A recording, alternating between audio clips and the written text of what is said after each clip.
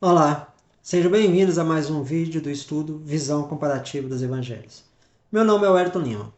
Estamos abordando o ensino do Sermão da Montanha e tratando agora do ensino de Jesus sobre do amor ao próximo, que foi relatado em Lucas capítulo 6, versículo 31 a 38. Foi relatado também em Mateus capítulo 5, versículo 43 a 48. E agora a parte que vamos focar nesse estudo, que Mateus vai tratar novamente desse ensino no seu capítulo 7, versículo 1 a 5. Que este estudo possa lhe abençoar. Vamos lá? Mateus, capítulo 7, versículo 1. Não julgueis, para que não sejais julgados. Este comando se refere a julgamentos precipitados, censuradores e injustos. Lucas registra no seu capítulo 6, versículo 37. Não condeneis e não sereis condenados, explicando isso no sentido de condenar. Cristo não condena o julgamento como magistrado, por isso, de acordo com a justiça, é lícito e necessário. Ele também não condena a nossa formação de opinião sobre a conduta de outros, pois isso é impossível não formar uma opinião de conduta que sabemos ser má. Mas o que se refere é o hábito de formar um julgamento às pressas, com severidade e sem tolerância para todas as circunstâncias paliativas, e o hábito de expressar sua opinião de maneira áspera e desnecessária quando formado. Antes, refere-se a julgamento privado do que judicial, e talvez principalmente ao costume dos escribas e fariseus.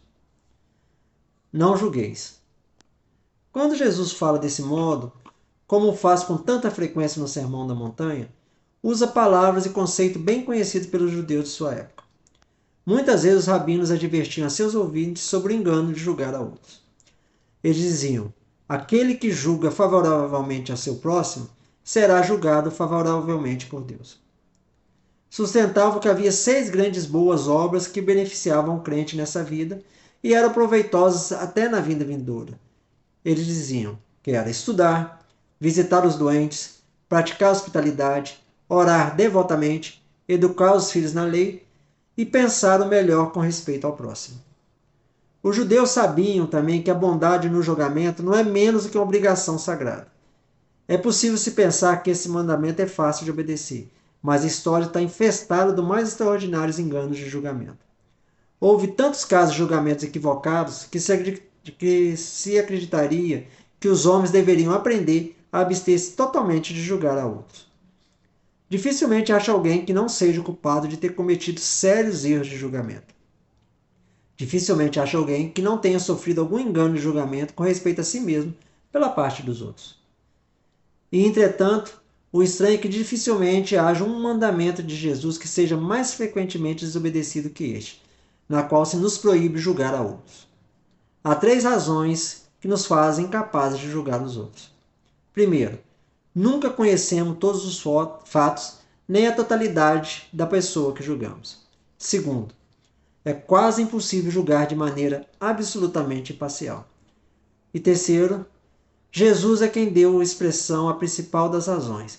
Ninguém é o suficientemente bom para julgar os outros. Versículo 2.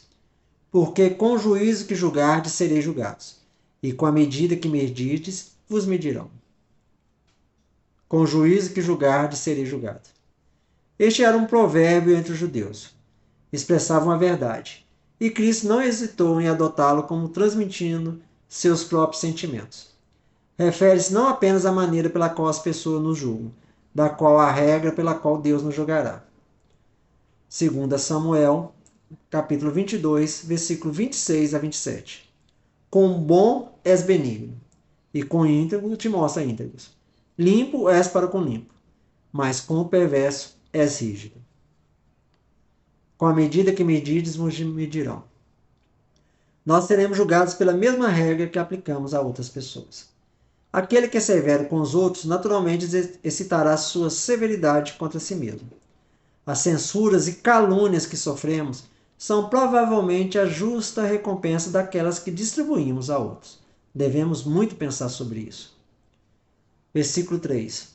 Ora, por que vês o cisco que está no olho do teu irmão e não enxergas a trave que está no teu próprio olho? porque vês. Porque você observa ou presta atenção? A palavra original aqui significa não apenas conhecer as falhas de outras pessoas, mas também investigá-las, com o objetivo de censurá-las e reprová-las. Cisco. Um cisco significa qualquer substância leve, como palha seca ou finas partículas de grama ou grãos. Geralmente significava as pequenas espículas ou barbas em uma cabeça de cevada ou trigo. É, portanto, colocado em oposição à palavra trave. Trave ou viga. A palavra aqui significa um grande pedaço de madeira quadrada. Assim, o primeiro é um objeto extremamente pequeno, o outro é grande. O significado é que somos muito mais rápidos e perspicazes em julgar pequenas ofensas nos outros do que as ofensas muito maiores em nós mesmos. Mesmo um objeto muito pequeno nos olhos dos outros, discernimos com muito mais rapidez do que um objeto muito maior em nosso próprio olho. Vemos muito mais facilmente uma pequena falha em nosso vizinho do que uma grande falha em nós mesmos. Este também era um provérbio de uso frequente entre os judeus, e o mesmo sentimento era comum entre os gregos e merece realmente ser expresso em todas as línguas. Olho. Olho aqui significa a intenção, que é o assunto usual de censuras precipitadas, porque as ações são autoevidentes e não são tão suscetíveis de serem mal interpretadas quanto a intenção com que são executadas. Essa última não é aparente e, portanto, deixa espaço para o julgamento precipitado que Jesus havia proibido antes. Versículo 4. Ou como dirás a teu irmão, deixa-me tirar o teu cisco do teu olho, se eis que há uma trave em teu próprio olho? Ou como dirás a teu irmão, este homem é totalmente inadequado para mostrar o caminho da vida a outros que estão andando no caminho da morte. Deixa-me tirar o cisco do teu olho. A expressão aqui usada implica que é tão absurdo que um homem mau se apresente para uma reprovação de outros, como seria para alguém que está quase cego realizar operações nos olhos de outros homens. Eis que há uma trave em teu próprio olho. Toda igreja e toda organização de qualquer tipo está cheia de pessoas que estão preparadas para criticar os que dirigem o grupo, mas jamais sonhariam em assumir elas mesmas responsabilidades diretivas. O mundo está infestado de pessoas que reclamam o direito de julgar a outros, mas se abstêm de toda ação positiva. Ninguém tem o direito de criticar a outros a menos que esteja disposto a encontrar-se na mesma situação. Ninguém é suficientemente bom para criticar o seu próximo. Temos muito que fazer para retificar nossas próprias vidas para que tratemos de retificar de outros. Seria conveniente nos concentrarmos nas nossas próprias falhas e deixar as faltas de outros ao juízo de Deus. Versículo 5. Hipócrita, tira primeiro a trave do teu olho, então os verás claramente para tirar o cisco do olho do teu irmão. Hipócrita. Um hipócrita, aquele que professa ser o que não é, a saber, um verdadeiro cristão, é obrigado, pelo apoio do personagem que assumiu, a imitar todas as disposições e ação de um cristão. Consequentemente, ele deve reprovar o pecado e esforçar-se por mostrar um zelo comum pela glória de Deus.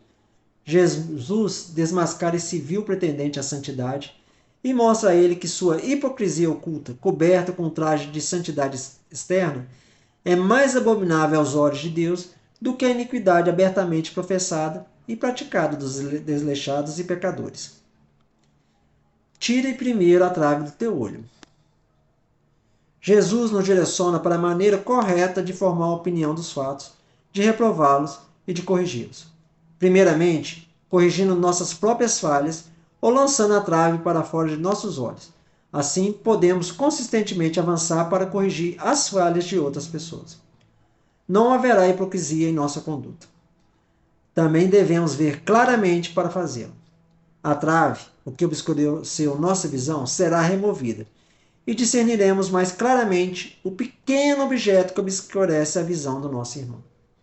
O sentimento é que a maneira mais fácil de julgar as perfeições dos outros é libertar-nos das maiores. Isso nos qualifica para julgar, nos torna sinceros e consistentes, e nos permite ver as coisas como elas são e fazer concessões adequadas para a fragilidade e imperfeição. Então verás claramente para tirar o cisco do olho do teu irmão. Como pelo olho julgamos as coisas relacionadas ao corpo, assim, pelo entendimento, julgamos as coisas pertencentes à alma. Portanto, podemos considerar que, quanto mais graça e santidade nós possuirmos, melhor será a nossa capacidade de julgar as falhas de nosso irmão. E os mais qualificados, tanto em termos de habilidade quanto de autoridade, para recuperá-lo através da graça de Deus. Nosso julgamento de seu caráter e ação será muito mais caridoso e, por esse motivo, muito mais justo. Nossa repreensão será tanto mais suave, prudente e eficaz, e nossa autoridade será maior sobre ele para cobrar a necessidade de regeneração e reforma. É hipocrisia fingir zelo para os outros se não tivermos primeiro. O verdadeiro zelo é constante e, dependendo da graça divina, começa por dentro para remover a trave dos nossos próprios olhos, que é nossa obrigação e uma qualificação necessária para reformar os outros. No entanto, mesmo quando somos tão qualificados, devemos continuar com extrema e prudente cautela, conforme Jesus nos instruiu. Que esse estudo lhe tenha abençoado. Nos vemos no próximo. Até lá.